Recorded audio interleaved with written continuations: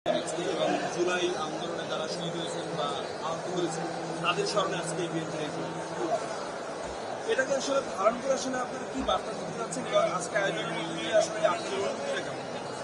ধন্যবাদ আপনাকে। বার্তা খুবই স্পষ্ট এখানে যে আপনি এই যে জুলাই অভ্যুত্থানটা আজ থেকে ঠিক 1 বছর আগে হয়েছে, এটি কোনো একক দলের একক গোষ্ঠীর না, এটি বাংলাদেশের আপামর জনসাধারণের স্বতঃস্ফূর্ত গণ অভ্যুত্থান ছিল। আমরা দেখেছি যে 71 পরবর্তী সময়ে দীর্ঘ একটি সময়ে যে একটি দল মুক্তিযুদ্ধকে তাদের করায়ত্ত করে রাখতে চেয়েছিল, একটি পরিবার কেন্দ্রিক মুক্তিযুদ্ধের চেতনার কথা তারা বলছে বাংলাদেশে এবং চেতনার বাণিজ্য করেছে।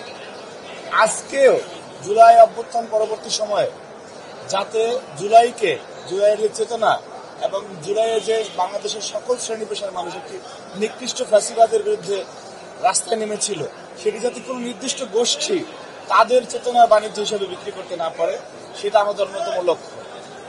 এই কারণে ফ্যাসিবাদ বিরোধী সকল সংগঠনকে আমন্ত্রণ জানানো হয়েছে বিএনপির পক্ষ থেকে এবং কে কোন দলের শহীদ সেইটা দেখা আমাদের কাছে বিবেচ্য নয়, বিএনপির কাছে বিবেচ্য নয়। বিষয় হচ্ছে সে জুলাই অভ্যুত্থানের একজন যোদ্ধা, জুলাই অভ্যুত্থানের শহীদ। অর্থাৎ যারা বাংলাদেশকে ধারণ করে, বাংলাদেশের জন্য যারা জুলাই রাস্তায় নেমেছিল, তাদের সকলকে সাথে নিয়েই বিএনপি এগিয়ে যাবে, বাংলাদেশ এগিয়ে যাবে, এটাই আমাদের প্রত্যয়।